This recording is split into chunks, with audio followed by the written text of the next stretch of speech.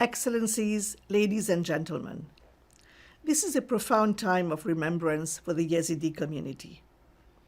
7 years ago, a genocide was committed by Daesh against the Yazidi people through murder, rape, and sexual slavery, amongst other heinous atrocities. This genocide spared no one in the Yazidi community, regardless of age or gender. Nor did Daesh target Yazidi alone. They sought to destroy other components of Iraqi society and to destroy the rich historical fabric of Iraq and the Kurdistan region. These crimes shocked the conscience of the world at the time and to this day.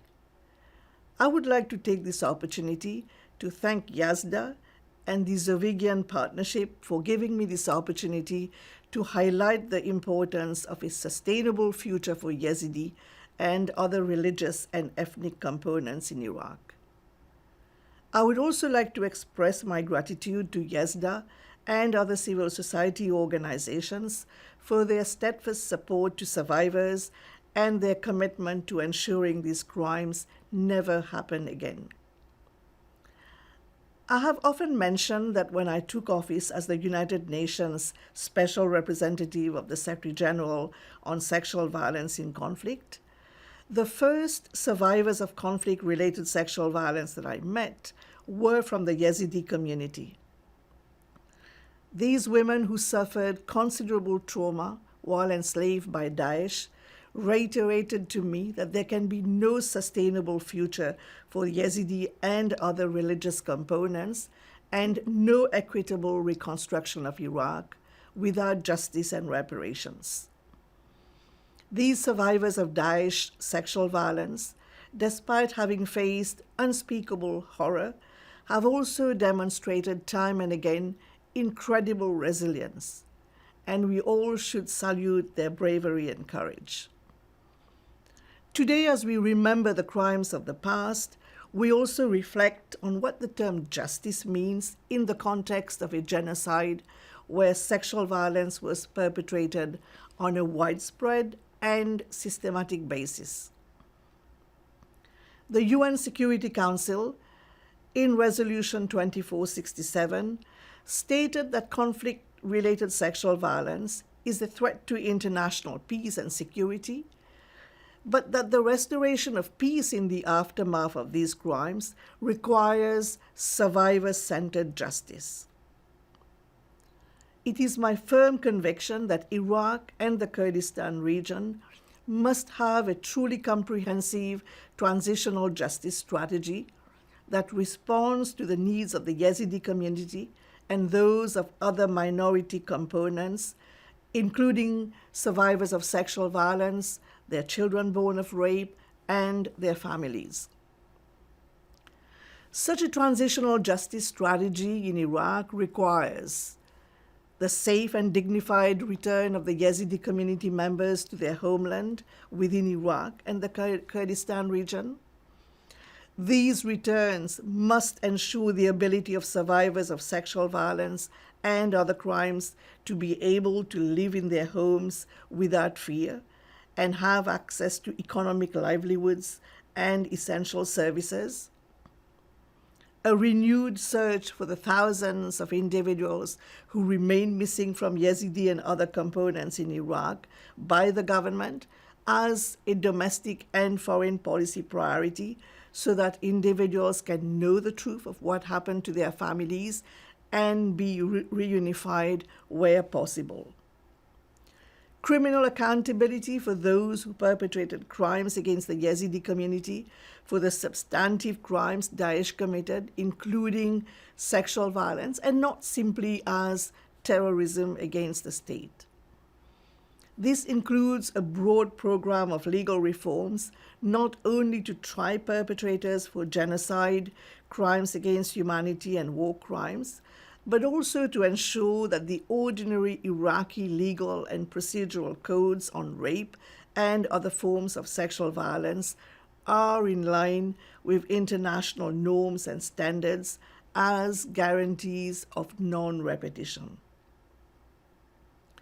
Political inclusion of the Yazidi community, including survivors of sexual violence and women more broadly, in decisions regarding the overall reconstruction of Iraq, and especially those decisions that impact survivors' safety and future.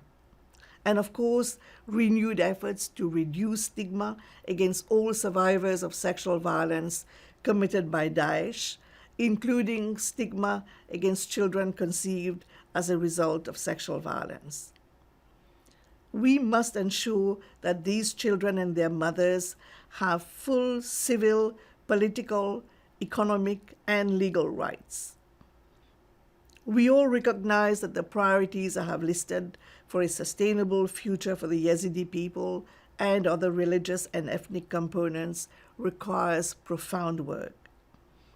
As one example, we have yet to see in 7 years one conviction for sexual violence of any Daesh perpetrator against any Yazidi, whether as a domestic crime under Iraqi law or as an international crime. Although Daesh undoubtedly inflicted terror on civilians, charges of terrorism do not recognize the full harm of the crimes Daesh committed. Recognition that is necessary for a sustainable and equitable future and to counter Daesh ideology with evidence in a court of law that history cannot deny. As a measure of progress, however, the Iraqi Council of Representatives enacted the Yazidi Survivors Law, whose bylaws are now being drafted. I call once again on the government to ensure these bylaws are survivor and victim-centered and respect the object and purpose of the law, which is to ensure access to benefits for the greatest number of individuals impacted by Daesh crimes. The needs of the Yazidi and other communities are great, and we must understand that when there has been a genocide that included sexual violence of this scale, the bylaws of any victims fund must be flexible enough to support the communities impacted. I also call on international donors to support the Iraqi government in implementing the commitments under this important law to ensure its success.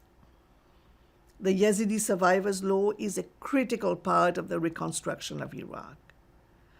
Although the challenges are great and have only been compounded by the COVID-19 pandemic, my mandate and the entire United Nations system remain committed to supporting survivors of sexual violence committed by Daesh, as well as the Iraqi federal and Kurdish regional governments pursuant to the joint communique on the prevention and response to conflict-related sexual violence, signed in September 2016 by the United Nations and the government of Iraq. My mandate continues to support projects within Iraq to promote the rights of survivors and respond to their needs. I look forward to returning to Iraq and sending technical teams as soon as is practicable in support of our shared efforts for a sustainable future for survivors of conflict-related sexual violence in Iraq, and to ensure these crimes never happen again.